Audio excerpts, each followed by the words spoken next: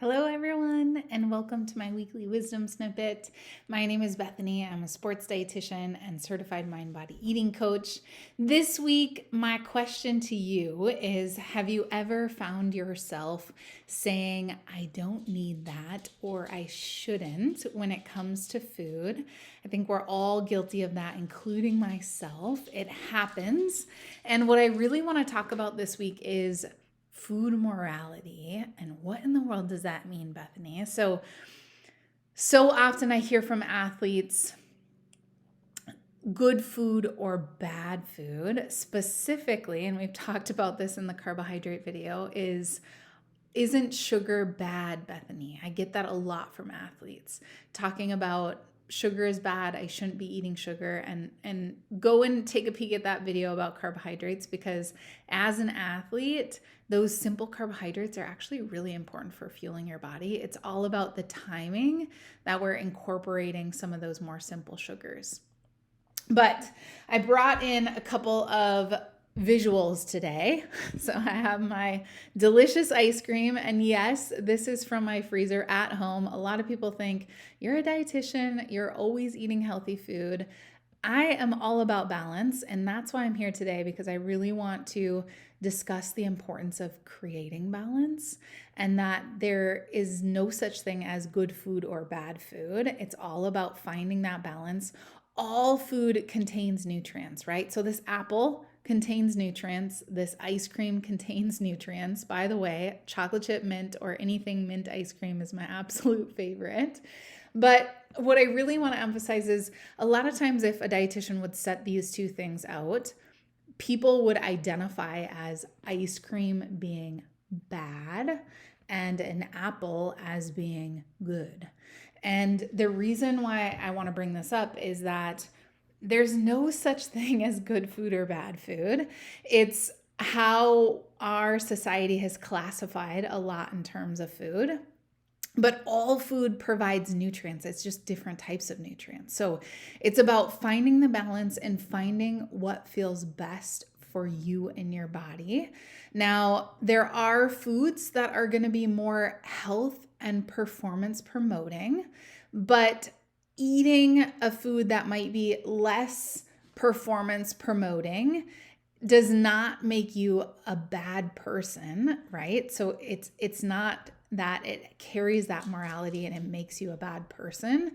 It's just that we want to find the balance that still allows you to compete at your best and feel your best in terms of energy, and also allows you to enjoy those foods. Because when we start identifying foods as bad foods, what happens is it prevents us from enjoying that food, right? If I'm really feeling like ice cream is a really bad thing and I can't have it as an athlete, it actually creates a stronger desire for that food. So human nature, if you say I can't, it creates a stronger desire that you want it even more, right?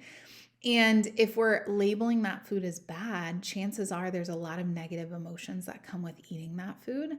So even if I sit down and I make myself a bowl of ice cream and I want to enjoy it, chances are I'm going to eat that food really fast because I don't want any of those negative emotions or negative thoughts to kind of start sneaking in. And when we start eating that food really quickly, we're not really tuning in and really savoring and enjoying that food. And so we're left not feeling satisfied and still wanting more. So that's where I really want to step back from that good food, bad food mentality and make sure that all food is on a level playing field, knowing that there's certain foods that are more nutrient rich and more supportive overall in terms of health and performance. And remember, timing is really important for that as well. So having a big bowl of ice cream before 30 minutes before I'm going out to training is probably not the most conscious and best decisions for ourselves and for our performance. But that doesn't mean to say that ice cream is off limits forever and for always. I think it's important to include a good variety of those foods. So thinking about action items when we're thinking about what can we do to really allow ourselves to relax into the foods that we're eating and find a balance that feels right. So my first request in terms of action and adjusting this is really slowing down and tuning into the foods that you're eating and how they make you feel in the moment, maybe leading into it as well, and definitely after. So if we're noticing negative emotions or negative feelings, guilt, regret, anything like that coming up, get curious and figure out, why is that? Why am I feeling these negative emotions? And what's causing that? Because really, we have to get to kind of the root cause. What are our beliefs? Is it because I feel like this food is actually a bad food that I'm creating this guilt and this discomfort coming out of eating whatever food that might be? So this doesn't mean eating ice cream all the time, right? Bethany's not here promoting that we should be eating ice cream for every meal and it's a free for all. It still is about finding that balance and eating foods that are going to be nourishing and supportive to our body and leave us feeling energized, leave us feeling happy and rejuvenated. And if we have these negative emotions or feel like food is bad, it's not going to leave us feeling that same way. So remember that restriction leads to desire. So if we feel like we can't or we shouldn't, or we are not able to eat certain foods, that desire builds within us. And usually it leads to overeating of that food when we just can't take that restriction any longer.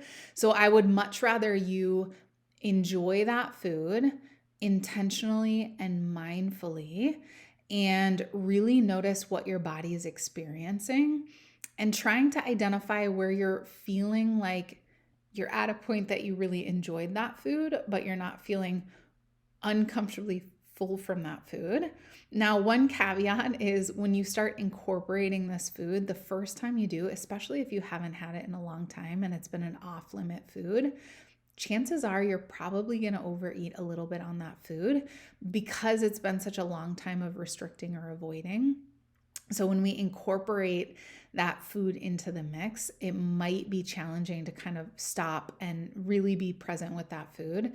But I encourage you to continue practicing, incorporating that food and really tuning into that body wisdom. In summary for this week, I really want you to notice where this good food, bad food mentality or food morality might be popping up for you, and get curious.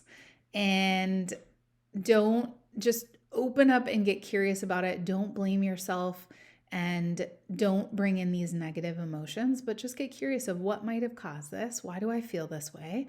Because there's a lot of different inputs coming in our culture every single day that create our belief system, that create our thoughts and our immediate reaction to different things. And so just get curious.